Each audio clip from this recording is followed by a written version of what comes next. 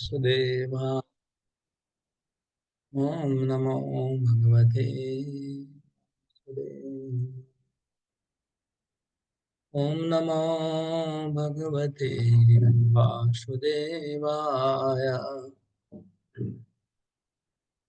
श्रीमद् भागवतम पहला स्कंद छठा अध्याय। श्लोक नंबर थोड़ा बताइए। 35 श्लोक 35। 35। यदत्र क्रियते कर्म भगवत् परितोषणम् ज्ञानं यत्तद् अधीनं हि भक्ति योग समन्वितम्। यदत्र क्रियते कर्म भगवत् परितोषणम् ज्ञानं यत्तद् अधीनं हि भक्ति योग समन्वितम्। मनोज को पढ़िए। ओम तत्सत। इस जीवन में श्री भगवान की तुष्टि के लिए जो भी कार्य किया जाता है उसे भक्ति योग अथवा श्री भगवान के प्रति दिव्य प्रेमा भक्ति कहते हैं, और जिसे ज्ञान कहते हैं वो तो सहगामी कारक बन जाता है। तात्पर्य: आमतौर पर लोकप्रिय धारणा यह है कि शास्त्र अनुमोदित विधि से सकाम कर्म करने से मनुष्य आत्म साक्षात्कार के लिए दिव्य ज्ञान प्राप्त करने के योग्य बन जाता है। कुछ लोग भक्ति योग को कर्म का दूसरा रूप मानते हैं, लेकिन वस्तुतः भक्ति योग कर्म तथा ज्ञान दोनों से ही परे हैं। भक्ति योग ज्ञान या कर्म से स्वतंत्र है, जबकि ज्ञान तथा कर्म भक्ति योग के आश्रित है। यह क्रिया योग या कर्म योग की संस्तुति श्री नारद मुनि ने श्रील व्यासदेव के लिए विशेष रूप से की है, क्योंकि मूल सिद्धांत तो श्री भगवान को प्रसन्न करना है। श्री भगवान नहीं चाहते कि उनके पुत्र रूप सारे जीव जीवन के त्रिविध तापों से पीड़ित रहे। वे चाहते हैं कि सब उनके पास आकर साथ साथ रहे। लेकिन श्री भगवान के धाम वापस जाने का अर्थ यह है कि मनुष्य अपने आप को सांसारिक कल्मशों से शुद्ध कर ले। अतः जब श्री भगवान की तुष्ट करने हेतु कर्म किए जाते हैं, तब कर्ता धीरे धीरे भौतिक कल्म से शुद्ध हो जाता है। इस शुद्धिकरण का अर्थ है आध्यात्मिक ज्ञान की प्राप्ति। ये तब ज्ञान से भगवान के लिए किए गए कर्म पर आश्रित है। भक्ति योग या श्री भगवान की तुष्टि से विहीन अन्य ज्ञान किसी को भगवत धाम नहीं पहुंचा सकता, जिसका अर्थ ये हुआ कि वो मोक्ष भी नहीं दिला सकता। जैसा निष्कर्म अच्युत भाव अर्जितम श्लोक श्रीमद् भागवतम 1.5.12 में व्याख्या की जा चुकी है।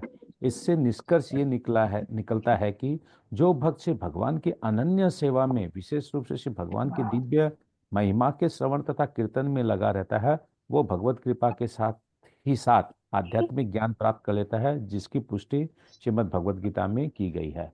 हरे कृष्ण। ओके।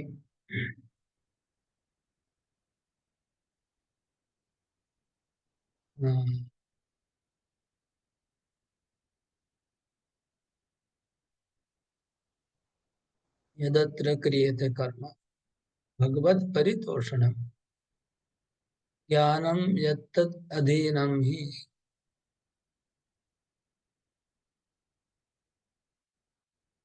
भक्ति योग समन्वितम्। इसका मतलब एक जो एक तो जो कर्म है, हाँ, जो कर्म में थोड़ा भक्ति मिश्रित किया जाए तो वो जो भक्ति मिश्र कर्म है, हाँ, भक्ति मिश्र कर्म कम से कम उस आदमी का स्वर्ग की प्राप्ति तो हो जाएगी, उसका डेवलपमेंट तो होगा भक्ति मिश्र कर्म करने से।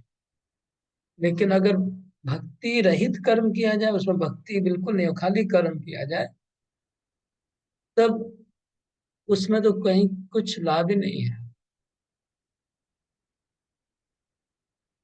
अगर भक्ति रहित कर्म किया जाए, जैसे एक श्लोक आया था, नैष्कर्म्यम अप्यच्युत भाव वर्जितम शोभते ज्ञानम अलम निरंजनम। अगर कोई निष्काम कर्म करता है, उसमें अगर भक्ति मिश्रित नहीं है तो वो बेकार है। और इस लिखा क्रियते यत्र कर्माणि भगवत परितोषणम।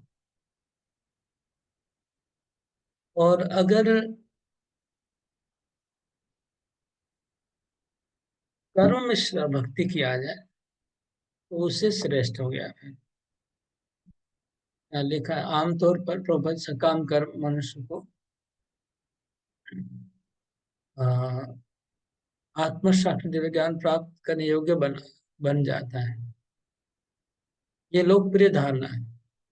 मतलब कर्म से ज्ञान की प्राप्ति होती है, लेकिन अगर उस कर्म में भक्ति को मिश्र किया जाए तब ज्ञान की प्राप्ति होगी, ऐसा लिखा है। तो कर्म का लक्ष्य है ज्ञान की प्राप्ति, और तब होगा जब उसमें भक्ति मिश्र की जाए। कुछ लोग भक्तियों को कर्म का दूसरा रूप मानते हैं। कुछ लोग भक्तियों को कर्म का दूसरा रूप मानते हैं, लेकिन वस्तुतः भक्ति योग तथा कर्म दोनों ही ऊपर है, कर्म और ज्ञान से ऊपर है।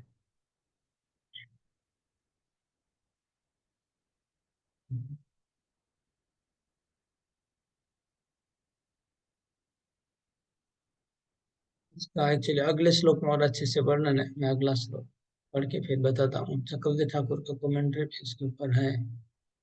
हाँ,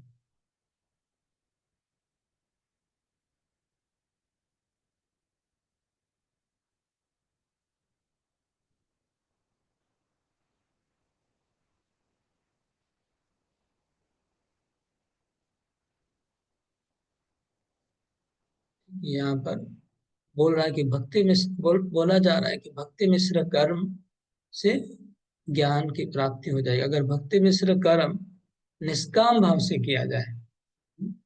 समझ लो यह क्या है। यहाँ पर है निष्काम कर्म है, लेकिन भक्ति मिश्र है। सर चक्रवर्ती ठाकुर बोल रहे हैं ये क्या है, ये कर्म है, लेकिन कौन सा कर्म है, निष्काम कर्म। सकाम कर्म नहीं, निष्काम कर्म है, उसमें अगर भक्ति मिश्रित की जाए तो ज्ञान की प्राप्ति हो जाएगी। मतलब सकाम कर्म में भक्ति मिश्र करने से स्वर्ग की प्राप्ति होगी, निष्काम कर्म में भक्ति मिश्र होगी तो ज्ञान की प्राप्ति या मोक्ष की प्राप्ति हो जाएगी। ये बात है। हाँ, इसको और अगले श्लोक में और स्पष्ट किया जाएगा। चक्रवर्ती ठाकुर यही बोल रहे हैं कमेंट में।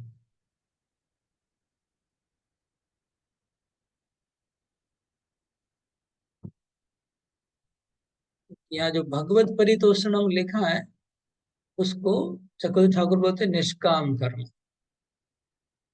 भगवत परितोषणम का यहाँ अर्थ है कि कर्म कर रहे हैं, सकाम ने निष्काम भगवान के लिए कर रहे हैं, भगवान को अर्पित कर रहे हैं कर्म, फल खुद नहीं भोगना चाह रहे हैं, तो उसको निष्काम कर्म कहा जाएगा।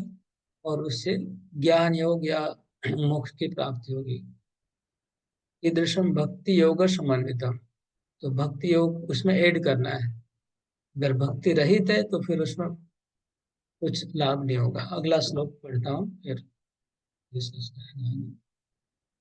पूर्वाणा यत्र कर्माणि भगवतीक्षया सकृत् गृह्णन्ति गुणनामानि कृष्णस्यानुस्मरन्ति च।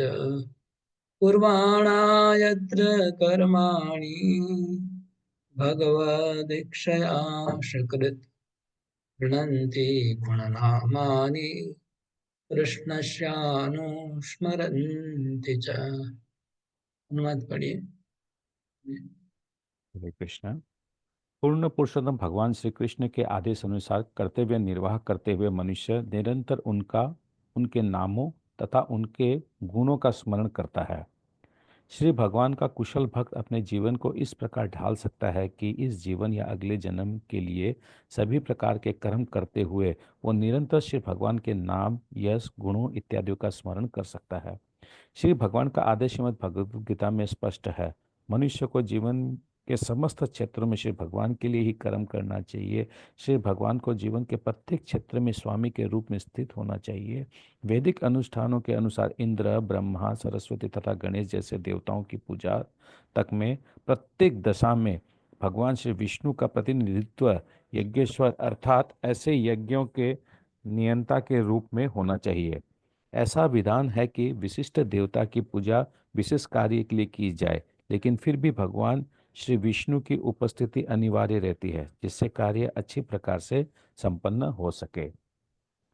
ऐसे वैदिक कर्तव्यों के साथ साथ हमारा सामान्य व्यवहारों, उदाहरणार्थ हमारे घरेलू कार्यों या व्यापार अथवा व्यवसाय में हमें ध्यान रखना चाहिए कि हम अपने सभी कार्यों का फल परम भोक्ता भगवान श्री कृष्ण को एक एक अर्पित मिनट, करें। मैं भूल जाऊंगा। तो यहाँ पर देखिए, आ, सकाम कर्मों की बात कही है तात्पर्य में। वैसे श्लोक पढ़ने से एकदम लगता है कि शुद्ध भक्ति की बात है। मैं तो जब पढ़ा था पहली बार और याद भी किया था, तो मुझे तो लगा कि एकदम शुद्ध भक्ति का यही एकदम चरम श्लोक है, ऐसा लगा। कुर्बाणा यत्र कर्माणि, मतलब हम सारा दिन कर्म करते रहेंगे भगवत इच्छा, भगवान को याद करके, भगवान की इच्छा से। और गृणंती गुण, साथ साथ में भगवान के नाम का गुणगान करते रहेंगे। गृणंती गुण नामानि कृष्ण से अनुस्मर, और कृष्ण को स्मरण करते रहेंगे। ऐसा हम करेंगे, मतलब ये टॉप मोस्ट है। मुझे यही इतना दिन तो यही लग रहा था, लेकिन श्लोक से ऐसा लगता है। लेकिन तात्पर्य में देखिए, प्रभुपाद जी ने सकाम कर्मों का वर्णन किया है, जैसे इंद्र की पूजा, ब्रह्मा की पूजा, सरस्वती की पूजा, गणेश की पूजा। कोई भी पूजा बोले आप करेंगे, उसमें यज्ञेश्वर विष्णु की उपासना, जैसे हम लोग कुछ दिन पहले हम लोग डिस्कस कर ही रहे थे कि कोई भी पूजा में आगे नारायण की पूजा होती है। शिला, नारायण की शिला जिसको यज्ञेश्वर कहते हैं, उसकी मस्ट है पूजा, कोई भी देवता की पूजा में। तो इस तरह से करने को कहा जा रहा है कि कुर्बाणात्र कर्माणी, मतलब यहाँ कर्माणी मतलब सकाम कर्म, और उसमें भगवान को साथ में रखना है। तो ऐसा कर्म करने से और गृणंती गुण नामानि, उसके बीच बीच में भगवान का नाम आता है। कोई भी आप वैदिक कर्म करेंगे, भगवान के नाम के बिना कोई कर्म है ही नहीं। आदि, आदो, अंत और मध्य। स्टार्टिंग में भगवान का नाम बोलना पड़ेगा, हम विष्णु परमम पदम सदा पश्यन्ति सूरय। अंत में भगवान का नाम बोलना पड़ता है, सर्व कृष्णार्पणमस्तु, लास्ट में बोलना ही पड़ता है। और बीच में भी बोलना पड़ता है। तो सर्वत्र भगवान का नाम स्प्रेड रहता है उस कर्मों में। ये पहले प्रभुपाद जी ने यही बताया। उसके बाद इस पैराग्राफ में प्रभुपाद जी प्रैक्टिकल लाइफ में हमारे बोल रहे हैं। वो तो था वैदिक कर्म कांड। अभी वैदिक ने व्यवहारिक कर्म कांड, जैसे हमारा घरेलू कार्य है, व्यापार है, व्यवसाय है, उसमें भी इसी तरह से प्रभुपाद बोले हम लोग भगवान को, भगवान का कर्म को अर्पित कर देते हैं। कर्म शुरू करने के पहले भगवान को याद किया जाए, बीच में याद किया जाए और अंत में याद किया जाए।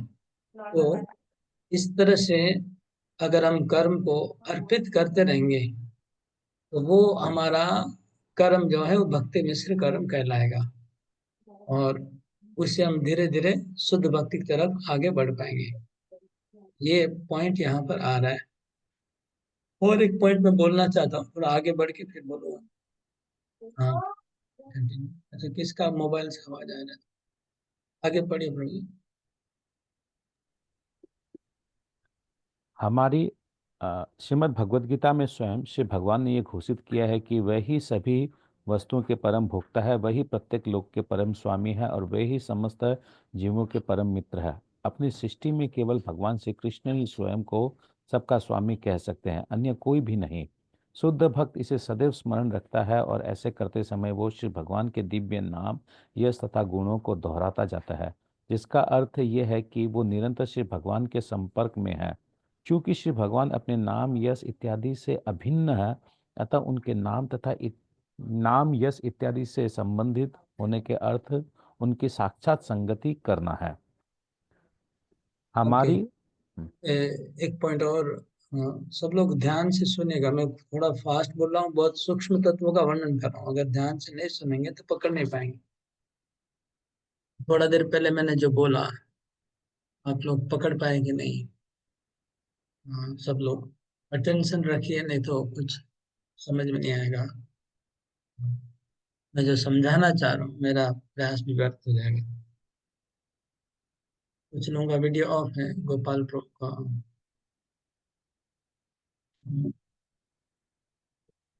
एक यहाँ पर প্রভু হরে কৃষ্ণ প্রভু আমি আছি লাইনে কিন্তু প্রভু আজকে একটু বাড়িতে এসে অনুষ্ঠান, তো একটু ওই জন্য একটু ব্যস্ত আছি এখানটায়। আমি লাইনে আছি, শুনছি। ओके। तो हाँ, हाँ, उनके प्रभु जी घर पे एक वैदिक कर्म कांड चल रहा है, जीवन। तो यहाँ पर एक पॉइंट याद है, मैं बोल देता हूँ। जब चैतन्य महाप्रभु को रामानंद राय ने जो क्वेश्चन आंसर हुआ, उसमें सबसे पहला प्रपोजल था कर्म त्याग। हाँ, तो कर्म त्याग को भगवान ने तो रिजेक्ट कर दिया था। फिर कर्मार्पण, कृष्ण कर्मार्पण, उसको भी भगवान ने यह बाज्य कह दिया था। एक है कर्म त्याग, फिर कर्म फल कृष्णार अर्पणम। हाँ, और कृष्ण को अर्पण करना कर्म, और फिर कृष्ण कर्म। जैसे हाँ, मोहन रोजराज को उस दिन पूछे थे 12वें अध्याय में जो 4 स्टेज है भक्ति का, उसमें पहला तो शुद्ध भक्ति हो गया, रागन का भक्ति हो गया, जो मयि व मन आदस्व मयि बुद्धि निवेश है, मन और बुद्धि मुझ में लगा दो। दूसरा था अभ्यास योग, हम लोग जो करते हैं, समझ लीजिए वैदिक भक्ति। और तीसरा जो था अभ्यास असमर्थों से मत कर्मा परमो भव, मदर्थम अपनी कर्माणि कुर्वन् सिद्धिम अवाप्स्यसि, अथेतबपि असक्तोषि कर्तुम मद्योगम आश्रित सर्व कर्म फल त्याग तथा कुरु यथात्मा।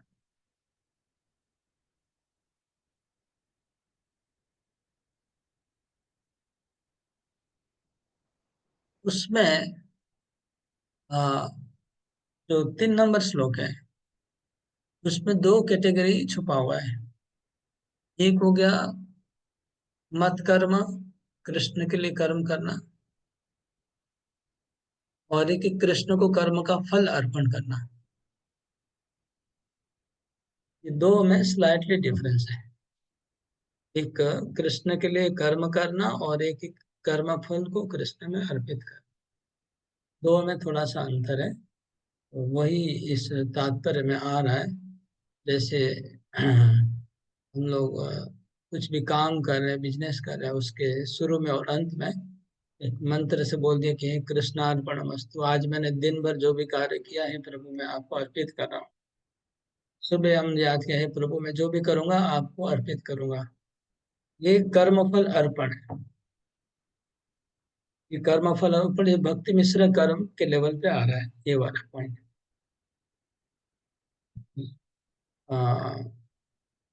तो गीता में जगह जगह इसका रिकमेंड किया गया है, प्रभुपाद जी ने इसको अप्रिसिएशन किया और रिकमेंड किया है ये पॉइंट को, कि कैसे कर्म को हम कृष्ण के लिए करें, या कर्म का फल कृष्ण के लिए अर्पण करें, या कर्म कर्म करते करते भगवान का।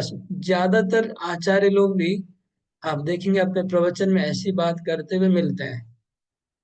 मतलब इस्कॉन के बाहर भी जितने भी बड़े बड़े प्रचारक आचार्य, वो लोग क्या बोलते हैं, आप काम करते मुख में राम, वो क्या बोलते हैं, हाथे काम मुखे राम। एक बंगला में एक है, शायद कौन बोला ये, हाँ, रामकृष्ण, मेरे ख्याल से परमहंस रामकृष्ण देव ने बोला, हाथे काम, हाथ से काम करते रहो, और मुखे राम, मुंह में नाम लेते रहो।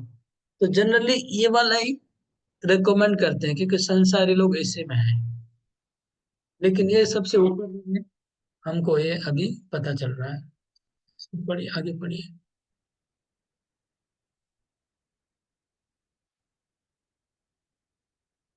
आगे पढ़िए। तात्पर्य मौन व्रत। हाँ, हमारी आर्थिक आय का कम से कम 50% भाग भगवान श्री कृष्ण के आदेशों की पूर्ति करने में व्यय होना चाहिए।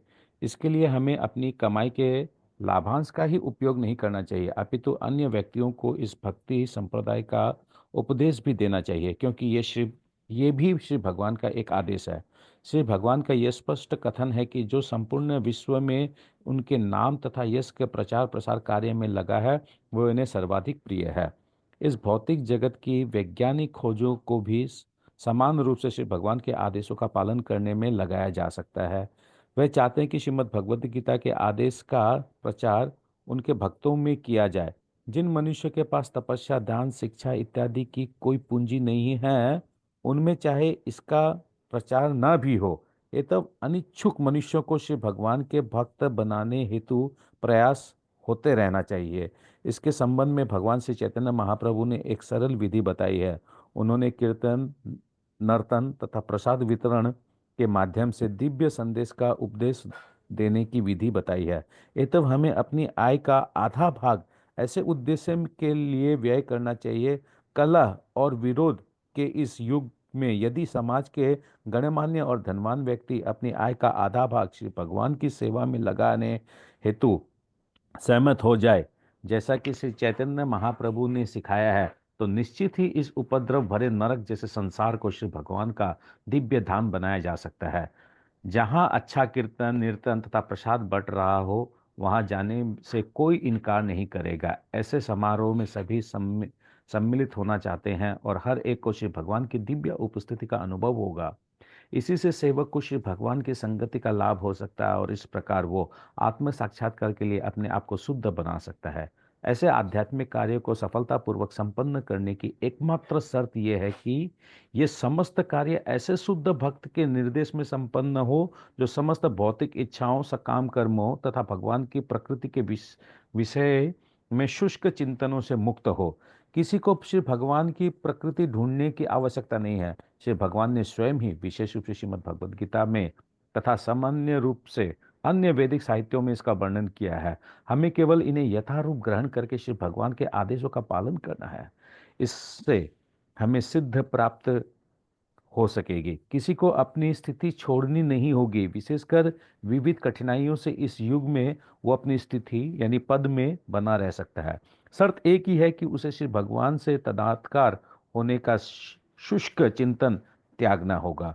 इस प्रकार की अहंकारपूर्ण महत्वाकांक्षा को त्याग कर उसे चाहिए कि वो किसी प्रामाणिक भक्त से किसी की योग्यता पूर्वक पूर्व में बताई गई है विनीत भाव से श्रीमद् भगवद गीता या श्रीमद् भागवतम में प्राप्त श्री भगवान के आदेशों का ग्रहण करे। इससे सभी कुछ सफल हो सकेगा, इसमें कोई संदेह नहीं है। यहाँ पर प्रभुपाद का मोड एंड मिशन का बात आ रहा है ना।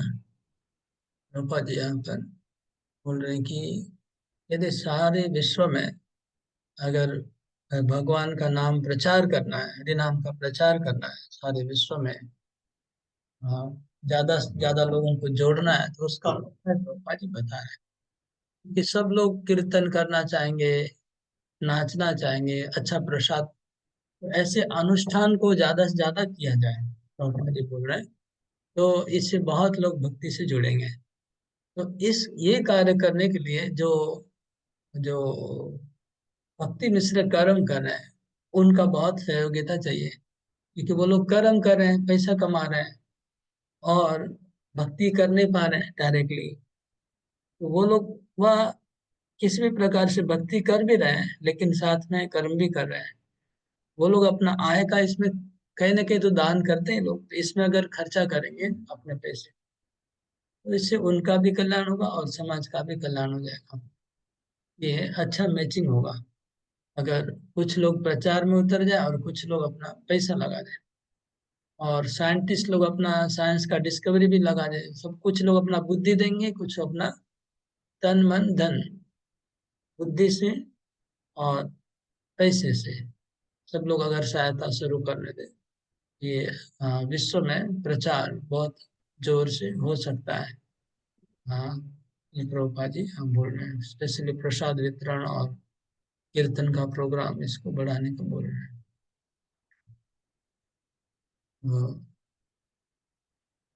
हाँ, इसलिए यहाँ प्रभुपाद जी क्या, मैक्सिमम पॉपुलेशन ऐसी है जो डायरेक्ट भक्ति नहीं कर पाएगी, है ना। मैक्सिमम पॉपुलेशन ऐसी है जो प्रधानी गुप्ता भक्ति भी नहीं कर सकती है, थोड़ी गुप्ता भक्ति करेंगे। हम्म, इसलिए अगर हम वो इतना बड़ा एक कैटेगरी को छोड़ देंगे तो फिर प्रचार कैसे होगा। इसलिए प्रभुपाद जी का मिशन है सब मनुष्य मनुष्य को जोड़ने का। इसलिए जो मेजोरिटी है वर्ल्ड का, उनके लिए जो फॉर्मूला ज्यादा सूटेबल है वो फॉर्मूला प्रभुपाद जी आप इंट्रोड्यूस कर रहे हैं कि सब लोग अपना आय का कुछ परसेंटेज खर्चा करें और हरिनाम कीर्तन में प्रोत्साहन दे, हेल्प करें, तो अच्छा होगा। और कोई प्रश्न है इसमें?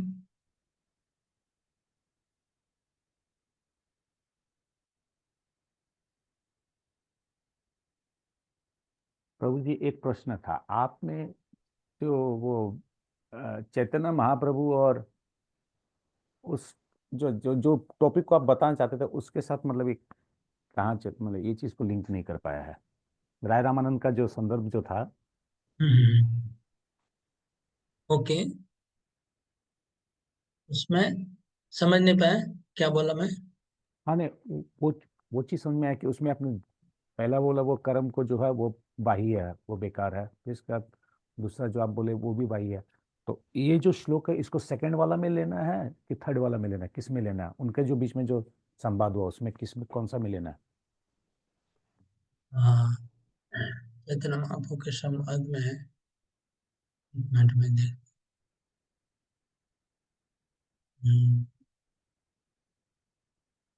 रामानंद बोलते हैं, निकाल रहा हूँ श्लोक, अगर मिल गया तो अच्छा है। और दूसरा प्रश्न ये है कि जब आप अपने बारे में जब बताए थे कि आप जब पहले पढ़ते थे ये श्लोक आपको श्रेष्ठ लगता था, तो अभी इस श्लोक में कौन सी चीज की कमी रही जिसके कारण ये आपको अब श्रेष्ठ नहीं लग रहा है? इसमें कमी है ना, वो बता रहा हूँ मैं। हाँ, ठीक बोल रहा हूँ। वो महाप्रभु का संवाद में निकाला। एक्चुअली इंग्लिश लिखा है तो मेरे को समय लगता है, बंगला या संस्कृत हिंदी होने से अच्छा होता है। हम्म, प्रभु का है पढ़ो श्लोक, साधु मिल गया। देखिए इतना जल्दी कृष्ण कृपा से आया। राय के स्वधर्म चरणे विष्णु भक्ति है। पहले स्वधर्म आचरण करने को बताया, स्वधर्म आचरण करने का फर्स्ट लेवल। दूसरा लेवल बताया, हाँ, ये लगता है भक्ति मिश्र कर्म होगा, ये जो पहला जो एक नंबर। राय के कृष्ण कर्मार्पण, इसके बाद कृष्ण को अपना फल अर्पित करना, 2 नंबर। पहला वो रिजेक्ट किया स्वधर्म आचरण, उसमें तो स्वधर्म आचरण में तो कृष्ण का नाम भी नहीं है ना, खाली स्वधर्म पालन करने को बोला है। खाली स्वधर्म पालन करने को बोले, उसमें स्वधर्म पालन करते करते भक्ति होगा। हाँ, भक्ति पे पहुंचेंगे, अभी भक्ति उसमें है ही नहीं। ओके, वो सबसे नीचे लेवल था। स्वधर्म का आचरण मतलब वर्णाश्रम का आचरण करना, लेकिन उसमें भक्ति और कृष्ण का नाम नहीं था पहले में। दूसरे में नेक्स्ट लेवल में बोल रहे हैं कि ये श्लोक नंबर 57 है। हाँ, मध्य लीला 8.57। नेक्स्ट श्लोक में बोल रहे हैं कि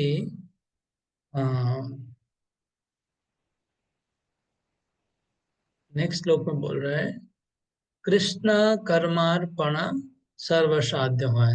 मतलब स्वधर्म का पालन करो, लेकिन फल को कृष्ण को अर्पित। ये वाला अभी जो हम लोग पढ़ रहे थे वो ये है कि कुर्वाण यत्र कर्माणि भगवत शिक्षया गृह्णन्ति गुणनामानि कृष्णस्य अनुस्मरन्ति च।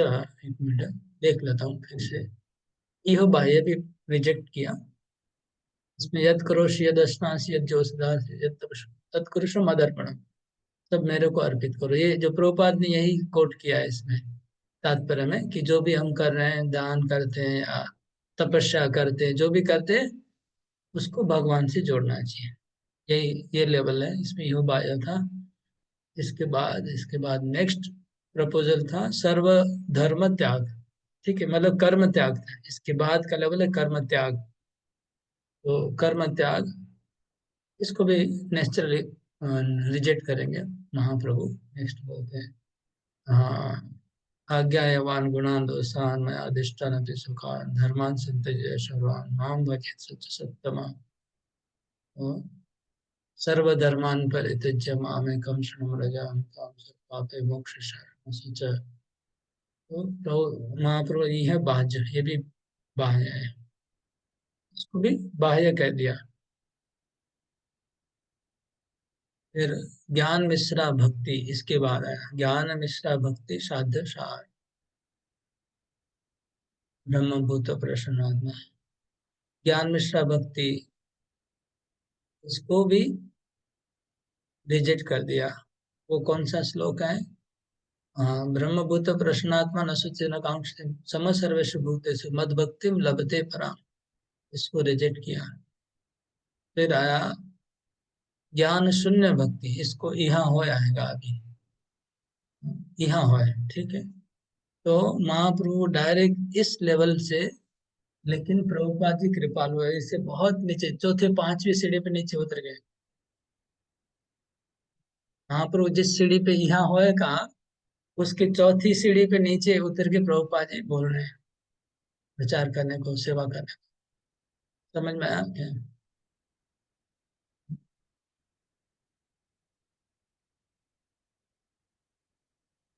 तो आ, इतना इतना इजी भी नहीं है समझ में आना, वो पूरा मेरे को बहुत टाइम लगेगा अगर पूरा समझाना होगा तो।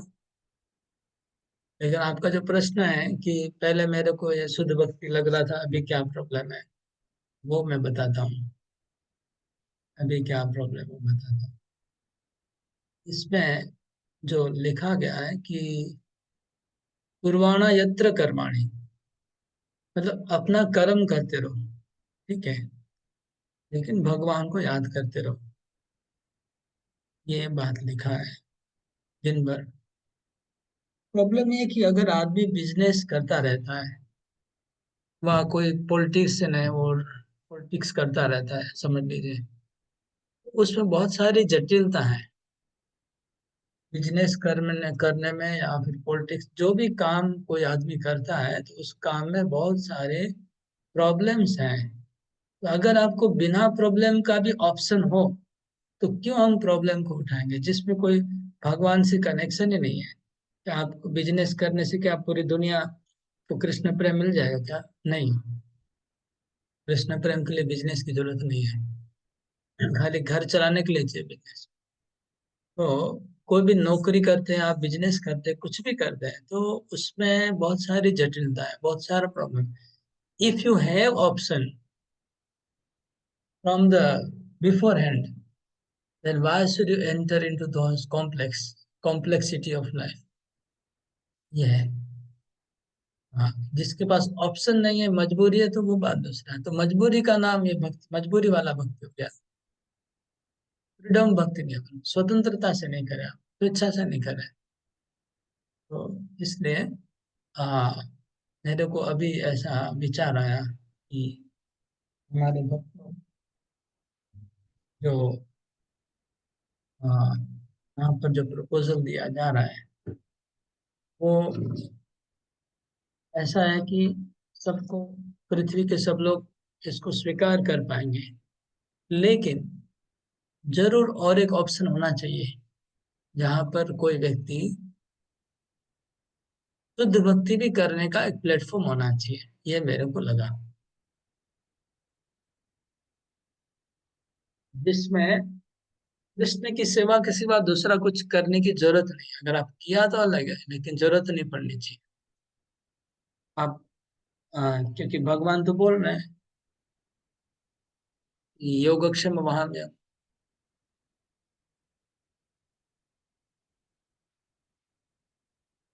उसमें कंट्रोवर्सी ऐसा नहीं आ जाता प्रभु जी, अगर कुछ भी नहीं कर रहा तो प्रभुपाद जी यहाँ पर जो है 50% वाला जो बात जो लिख रहे हैं, इतना लंबा तात्पर्य, फिर ये भी फुलफिल नहीं होगा। जब मैं कुछ करूंगा ही नहीं तो मेरे को तो फिर देना लेना वही ही नहीं है। आप सोच रहे हैं कि मेरे 50% के बिना नहीं चलेगा, इसको ये भी सोचना गलत है। वो तो ऐसा सोचना चाहिए कि देखिए, फिर भगवान, अल्टीमेटली तो भगवान मालिक है ना पैसे का और सबका। अगर कोई भगवान की सेवा करेगा तो भगवान उसको पैसा नहीं देंगे क्या? देंगे। लेकिन हाँ, जो व्यक्ति ऑलरेडी कर्म में बिजी है, उनका फायदे के लिए बोला जा रहा है 50%। और 50% वो भी एक बड़ा क्वेश्चन मार्क है। 50% एक्चुअली कौन कर सकता है? आज के डेट में कोई करता है? वह कर सकता है? नो, नेक्स्ट इम्पॉसिबल है। वो तो पॉइंट ही छोड़ दीजिए, उसमें अंदर में नहीं जाना चाह रहा। वो तो मेरे ख्याल से 10% कर दे तो बहुत बड़ी बात है आज के युग में। अगर 10% या मैक्सिमम 20। हाँ, हम लोग बचपन में हम लोग सुनते थे कि बीसी बोलते, हम लोग बीसी बोलते थे कि 20% निकाल के भगवान की सेवा में लगा दो, तो वो एक अलग जमाना था। आज तो 20% मैक्सिमम लोग कर पाएंगे, तो वो पॉइंट अलग है। लेकिन तो आ, फिर भी अगर कोई व्यक्ति ऑलरेडी कर्म में जुड़ा हुआ है, उनके लिए ये प्रपोजल है कि वो कुछ परसेंटेज जरूर लगा, नहीं लगाएंगे तो और खतरा है। अगर वो नहीं लगाते हैं तो उनके लिए भी खतरा है, जो जो काम में लगा हुआ है। आप अभी क्या आपका सवाल? बोले नहीं लगाएंगे तो क्या प्रचार नहीं हुआ, ये सवाल है क्या? नहीं, अब क्लियर हो गया। अब ये चीज क्लियर हो गया कि इस श्लोक के साथ में इसको लिंक नहीं कर, अभी इस चीज को भी मैं लिंक कर पाया हूँ। क्लियर अब। कर्मणा यत्र कर्माणि भगवत शिक्षया करे। तो इसलिए मेरे दिमाग में 2-3 दिन से एक चीज घूम रहा है। वो मैं सोच रहा था एक अलग प्लेटफॉर्म में डिस्कस करूंगा, यहाँ डिस्कस करने से होगा नहीं काम। लेकिन मेरे मन में ये आया कि अगर कोई गृहस्थ भक्त ये जो शुद्ध भक्ति करना चाहता है, तो संभव है कि नहीं? क्योंकि बिजनेस करना और नौकरी करना, ये तो उस कैटेगरी में आ रहा है। कौन सी कैटेगरी में? भक्ति मिश्र का। ठीक है, लेकिन ऑप्शन तो होना चाहिए। भगवान की सृष्टि है, तो भगवान की सृष्टि में सब व्यक्ति को ऑप्शन क्यों नहीं है? शुद्ध भक्ति का होना ही चाहिए जरूर। तो मेरे मन में एक विचार आया, और कभी मैं इसको बहुत सोच रहा हूँ, 2-4 दिन से। एक एक ऐसा हमको प्लेटफॉर्म क्रिएट करना चाहिए जहाँ पर कोई गृहस्थ भक्त अगर शुद्ध भक्ति करना चाहते हैं तो कर सकते हैं। और उसका मेरे पास एक, क्या बोलते हैं, ब्लूप्रिंट दिमाग में आ गया है कि कैसा होना चाहिए। लेकिन मैं बाद में शेयर करूंगा भक्तों के साथ कि कैसे इसको इम्प्लीमेंट करना संभव है कि नहीं, मैं डिस्कस करूंगा। ये मेरे को सिंपल यही लग रहा है कि ये संभव है और होना चाहिए।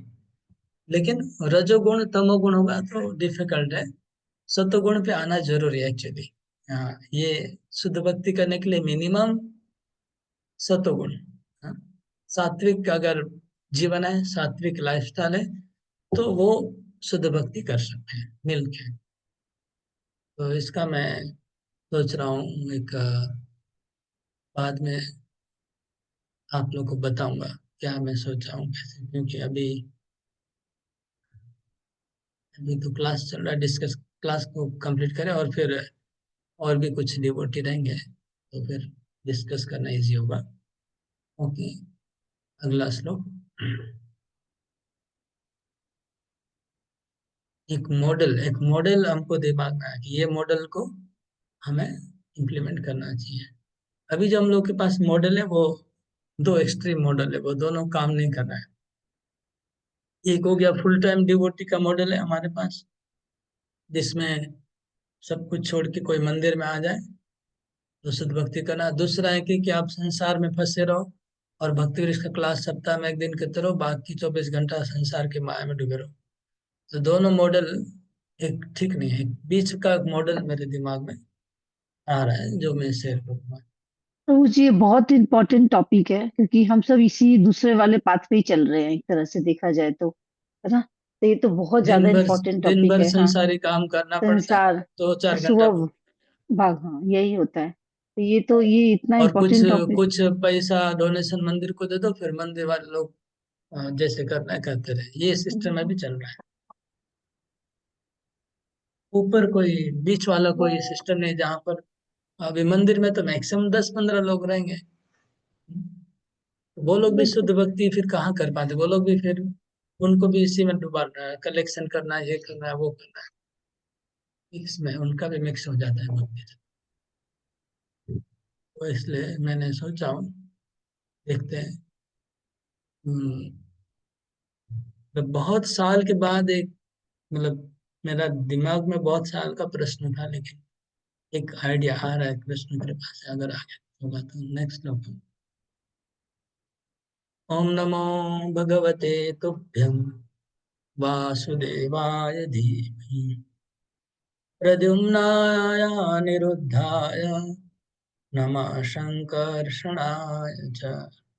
ओम नमो भगवते तुभ्यं वासुदेवाय धीमहि प्रद्युम्नाय अनिरुद्धाय नमः शंकर्षणाय च। ये सब लोग, आप लोग भी बोलिए, अपने हिसाब से बोलिए, ये मंत्र है। ओम नमो भगवते तुभ्यं वासुदेवाय धीमहि प्रद्युम्नाय अनिरुद्धाय नमः शंकर्षणाय च। पढ़िए मनोजना की। हरे कृष्णा। आइए हम सब भगवान श्री वासुदेव तथा उनके पूर्ण अंश प्रद्युम्न, अनिरुद्ध तथा संकर्षण सहित उनकी महिमा का कीर्तन करें। पंचरात्र के अनुसार भगवान श्री नारायण ईश्वर के समस्त विस्तारों के आदि कारण है। ये विस्तार है श्री वासुदेव, संकर्षण, प्रद्युम्न तथा अनिरुद्ध। श्री वासुदेव तथा संकर्षण मध्य में बाएं दाएं आसीन है। प्रद्युम्न संकर्षण के दाएं है और अनिरुद्ध श्री वासुदेव की बाईं ओर आसीन है। इस प्रकार ये चारों विग्रह आसीन रहते हैं। ये चारों भगवान श्री कृष्ण के चतुर्भुज के रूप में जाने जाते हैं। ये एक ये जैसे वो राम लक्ष्मण और भरत शत्रुघ्न है ना, इसी प्रकार ये चारों मूर्ति है। तो वासुदेव संकर्षण बीच में है, मतलब वासुदेव संकर्षण बीच में दोनों, जैसे कृष्ण बलराम समझ लीजिए। और संकर्षण के एक तरफ अ, प्रद्युम्न है, और वासुदेव के एक तरफ अनिरुद्ध है। वासुदेव के पास में अनिरुद्ध खड़े हैं और संकर्षण के पास में प्रद्युम्न खड़े। ये चार मूर्तियां हैं, उसका ध्यान करने को बोल रहे हैं। हाँ, आगे पढ़िए। यह एक वैदिक मंत्र है जो ओमकार प्रणव से प्रारंभ होता है। इस प्रकार इस मंत्र को ओम नमो धीमहि के रूप में दिव्य उच्चारण कीर्तन द्वारा स्थापित किया जाता है। तात्पर्य यह है कि कोई भी काम, चाहे वो सकाम कर्म के क्षेत्र में हो या ज्ञान के क्षेत्र में हो, जिसका परम लक्ष्य परमेश्वर की दिव्य अनुभूति नहीं होती, वो व्यर्थ माना जाता है। इसलिए श्री नारद मुनि ने अपने निजी अनुभव के आधार पर अनन्य भक्ति में सेवा की प्रकृति की व्याख्या की है, जिसमें प्रगतिशील भक्ति योग कार्यों की क्रमिक विधि से श्री भगवान तथा जीव के मध्य अंतरंग संबंध विकसित किया जाता है। श्री भगवान के लिए दिव्य भक्ति की ऐसी प्रगति का अंत श्री भगवान की प्रेममय सेवा में होता है, जिससे प्रेम कहता है और जो अपनी दिव्य विविधताओं में रस कहलाती है। ऐसी भक्ति मिश्रित ऐसी भक्ति मिश्रित रूपों में भी संपन्न होता है, जैसा कि सकाम कर्म या इंद्रिय जतिन दार्शनिक मनोकल्पनों के साथ मिश्रित होकर। जब जिस प्रश्न का सौनक आदि ऋषियों ने उठाया था और जिसका संबंध गुरु के माध्यम से श्रील सूत जी की उपलब्धि के गुह्यम अंश था, उसकी व्याख्या 33 अक्षरों वाले इस मंत्र का उच्चारण करके की गई है। यह मंत्र चार विग्रहों का अर्थात श्री भगवान को उनके पूर्णांशों के सहित संबोधित है। केंद्रीय विग्रह तो श्री भगवान कृष्ण है, क्योंकि ये पूर्ण अंश उनके अंगरक्षक है। इस उपदेश का गुह्यतम अंश यह है कि मनुष्य को श्री भगवान के विभिन्न अंशों वासुदेव, शंकर, प्रद्युम्न तथा अनिरुद्ध सहित पूर्ण पुरुषोत्तम भगवान श्री कृष्ण की महिमा का निरंतर कीर्तन तथा स्मरण करना चाहिए। ये विस्तार अन्य समस्त रूपों यथा विष्णु तत्व या शक्ति तत्वों के मूल विग्रह रूप है। हरे कृष्ण। हरे कृष्ण। हाँ हाँ हाँ।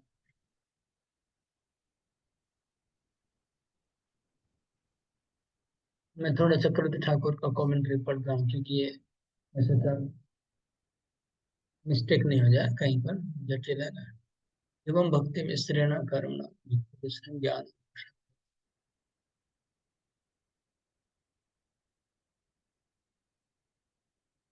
ये मैं पिछले श्लोक का कमेंट्री मिस कर दिया, वो पढ़ रहा हूँ। 36 नंबर का श्लोक का कमेंट्री पढ़ रहा हूँ, जिसमें हम लोग अभी चर्चा कर रहे थे थोड़ी देर पहले उसका। यहाँ पर चक्रवर्ती ठाकुर ने इस श्लोक की कमेंट्री में ये कहा कि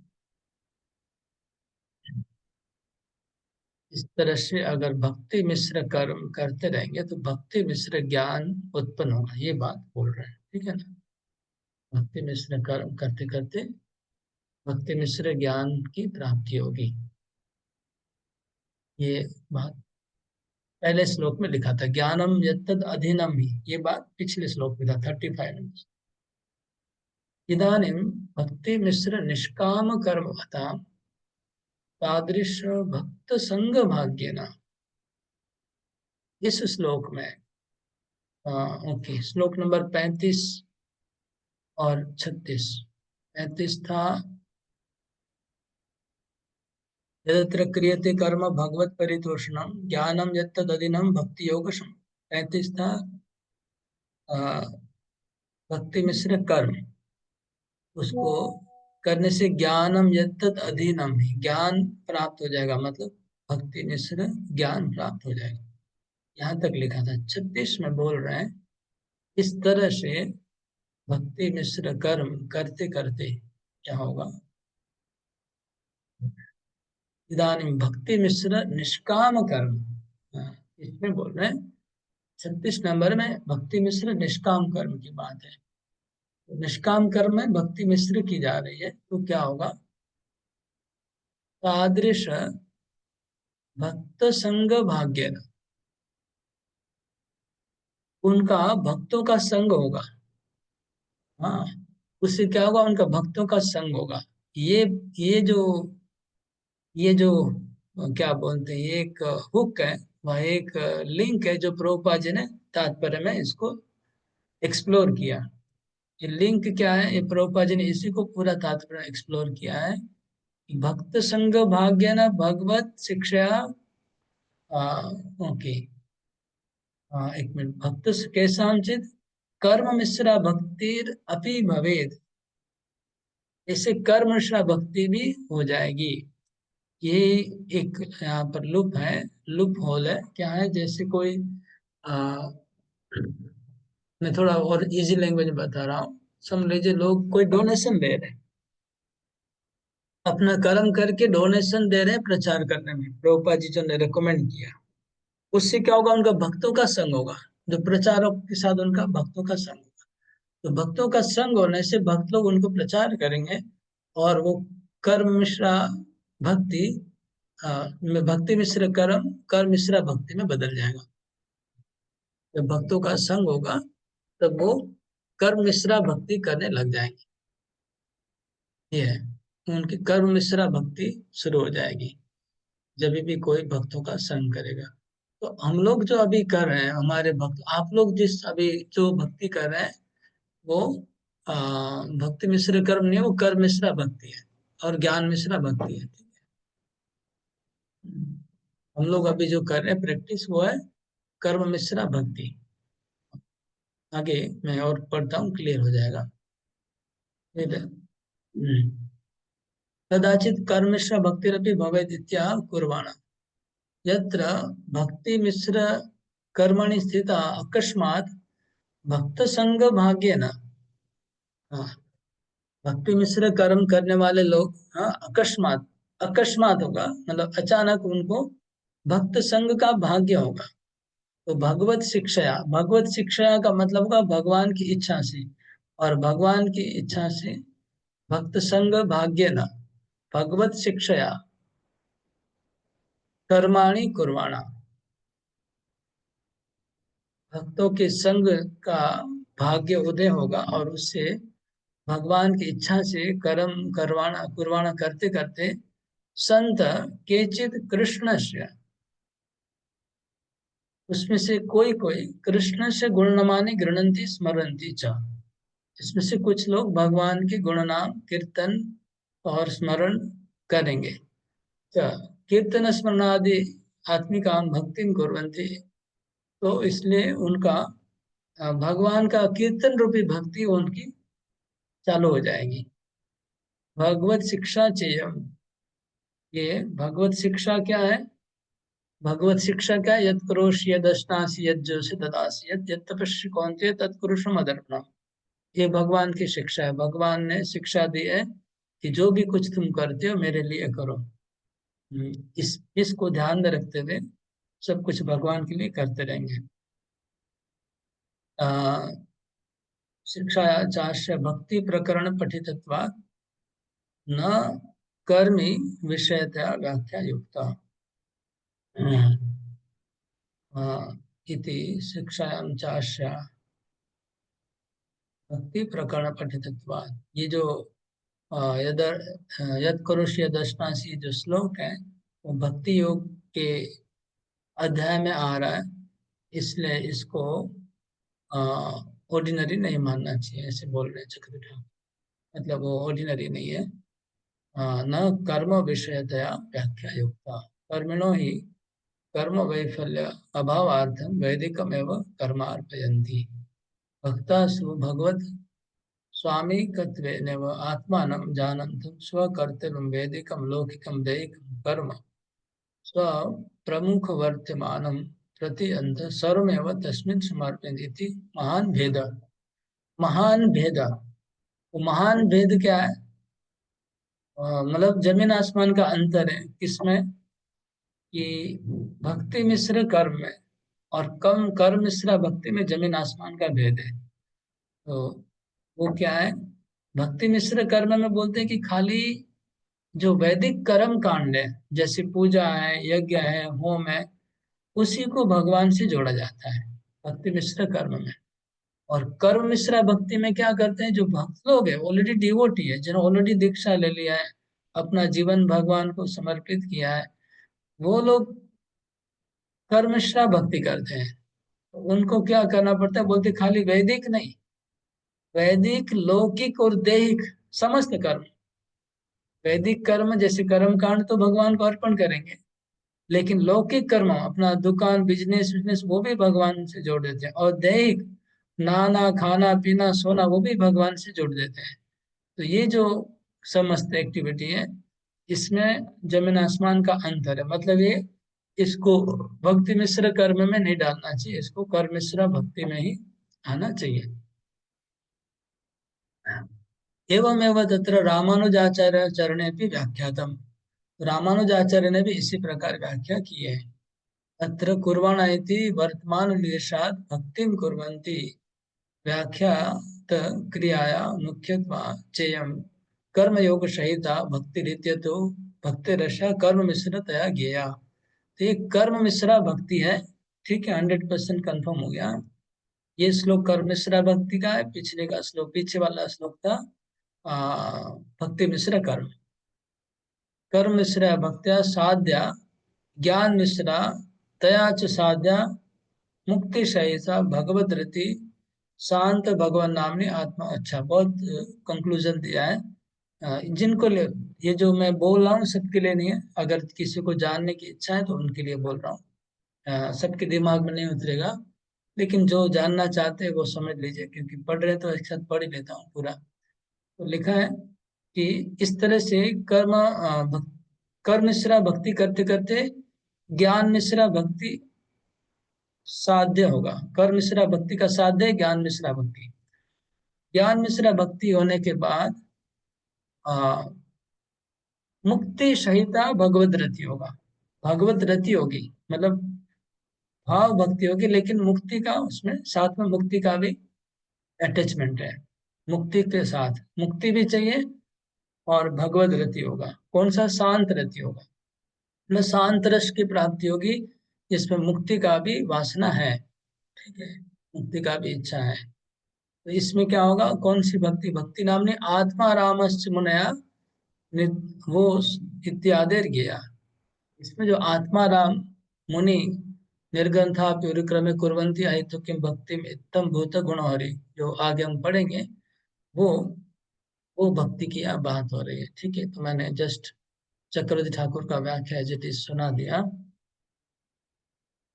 ये ये क्या है? ये इसलिए इसमें इतना मैं टाइम दे रहा हूँ कि ये फ्रेमवर्क है, ये एक फ्रेम है, तो इसमें सारा बाकी सब कुछ इसमें सेटिंग करेंगे तो इजी हो जाएगा समझना। अगर ये मतलब बेसिक है, ये फाउंडेशन है, अगर इसको समझ में आ जाएगा तो आगे कहीं समझने में दिक्कत नहीं होगा। ओके, कोई क्वेश्चन है कुछ तो पूछ सकते हैं इसमें। हरे कृष्ण प्रभु जी, दंडवत प्रणाम प्रभु। हरे इसमें कृष्णा। मेरा अंडरस्टैंडिंग मुझे ऐसा हुआ है, मुझे थोड़ा कंफ्यूजन भी आ गया प्रभु। टेक्स्ट 35, ये भक्ति मिश्रा कर्म। कर्म। हाँ, राइट। उसके बाद विश्वनाथ चक्रवर्ती ठाकुर के आंसर, उसके बाद टेक्स्ट नंबर 36 कर्म भक्ति, कर्म मिश्रा भक्ति हो गया, है ना प्रभु? उसमें ना 36 में क्या हुआ, ऐसा है कि कर्म मिश्रा भक्ति। भक्ति मिश्रा कर्म करते करते कर मिश्रा भक्ति आएगी, ये हाँ लिखा है। हाँ हाँ हाँ हाँ, ठीक है, समझ में आया। और नेक्स्ट शुद्ध भक्ति के बारे में बोला, वो कौन सा? यहाँ शुद्ध भक्ति का नहीं बोले चक्रवर्ती नहीं ठाकुर। बोला। हाँ हाँ हाँ, ठीक वो है। बोल रहे हैं कि कर्म मिश्रा करते करते ज्ञान मिश्रा भक्ति होगी। अगर शुद्ध भक्ति नहीं कर, ऐसे करते रहेंगे तो अल्टीमेटली वो शांत रति तक जाएंगे। अच्छा, ठीक है। Okay Prabhu, thank you. हाँ, कर्म मिश्रा भक्ति, उसे ज्ञान मिश्रा भक्ति, ज्ञान मिश्रा भक्ति मतलब मुक्ति। हाँ, मुक्ति और साथ में भगवत रति दोनों मिक्स है, मुक्ति और भगवत रति। हाँ, आत्माराम ऐसे बताया। और किसी को इसमें पूछना है तो पूछ सकते हैं क्लैरिटी के लिए। हाँ।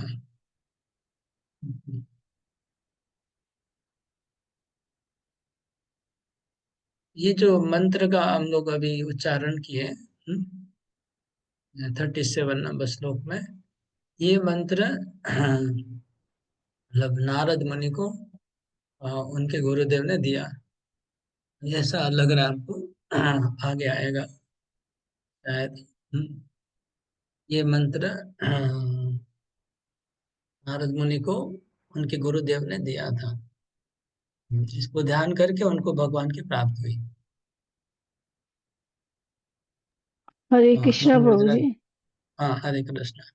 हाँ, मैं ये कह रही थी कि जैसे ये जो श्लोक आपने बताया, ये पर्टिकुलर जो ज्ञानी हैं और जो निष्काम कर्मी हैं, उनके लिए है कि अगर आप ये सब कर, और सकाम कर्मी, इन तीनों के हिसाब से ये है कि भी जब तक ये करते करते अगर हम भक्ति, अगर हमें मुक्ति की जहाँ चाहना होती है, जहाँ ज्ञान प्राप्ति करके उसकी चाहना होती है, तो वो भी प्राप्त करने के लिए हमें भक्ति करनी पड़ेगी। भक्ति होएगी तभी हम उसको प्राप्त कर सकते हैं, चाहे शांत रस प्राप्त हो या मुक्ति प्राप्त हो। ठीक है ये? हाँ, नहीं तो वो भी नहीं मिलेगा। वो भी नहीं बिल्कुल। मिलेगी, मतलब ये अंडरस्टैंडिंग यही हुई। तो अभी यहाँ भक्ति का तो कुछ पाथ है ही नहीं है, तो ये वो पाथ, वो रास्ता है जो काम कर्मी का रास्ता, निष्काम कर्मी का, ज्ञान मार्गी का रास्ता का, ये श्लोक है पर्टिकुलर, जो समझ आया मेरे।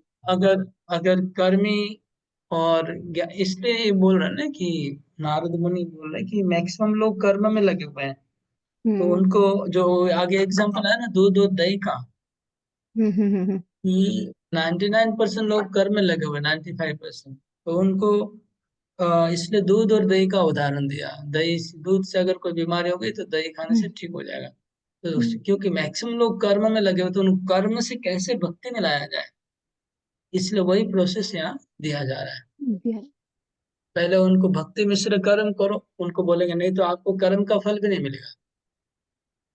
और जब भक्ति अब मिश्र कर्म करेंगे उससे भी काम नहीं होगा, लेकिन भक्ति मिश्र कर्म में एक फायदा जो बताया गया, तो उनका शुद्ध भक्तों का संग प्राप्त हो जाएगा।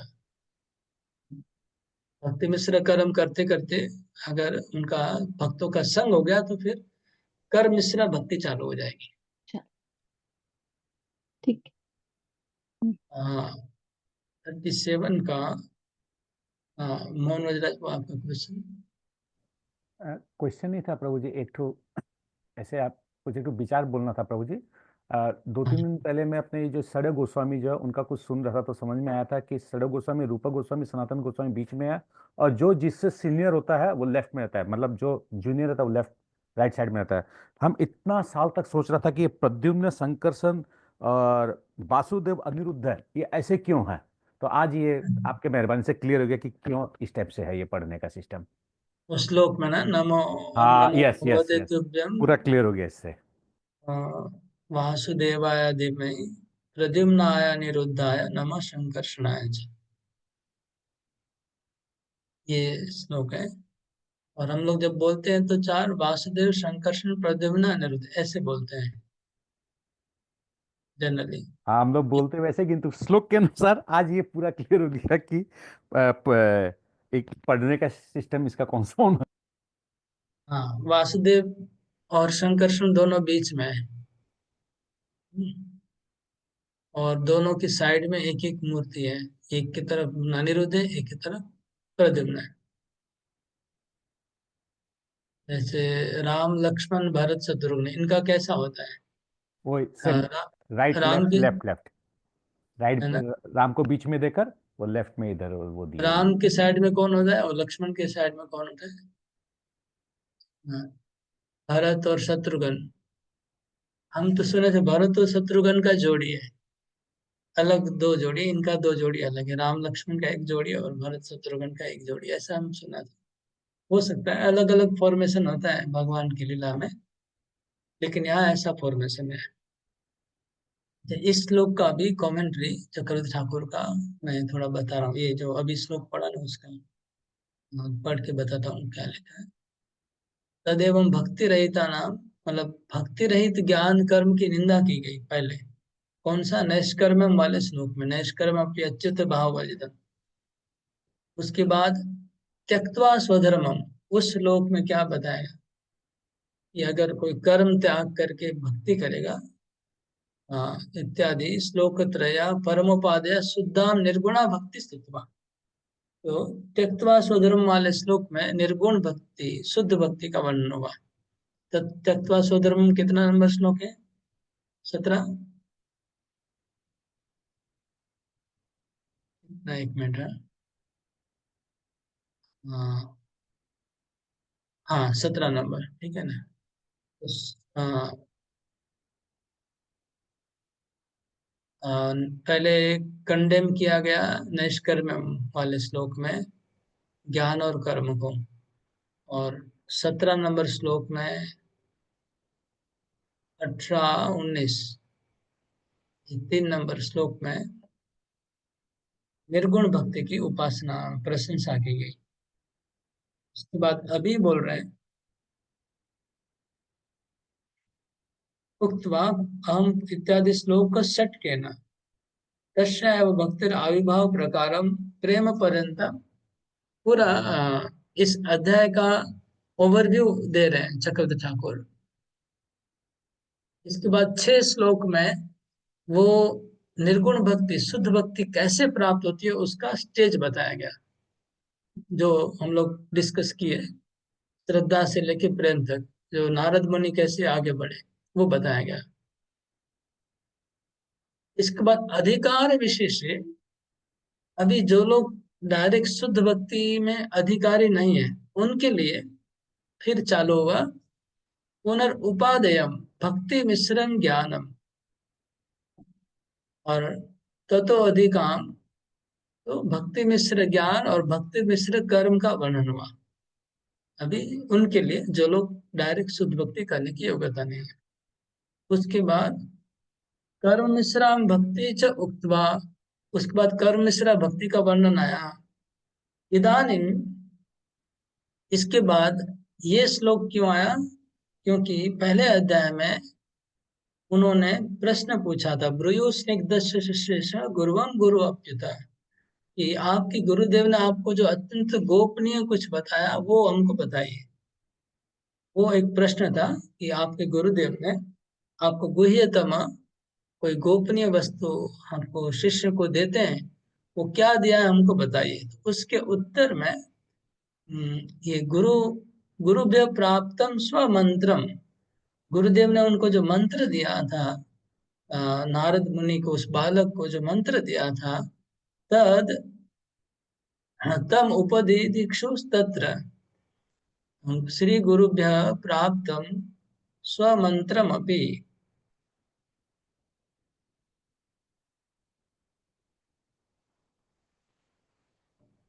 तम उपदिदिक्षु, तत्र श्रद्धाम उत्पादन आह द्वाभ्या ओम नमो इति मंत्र को मंत्र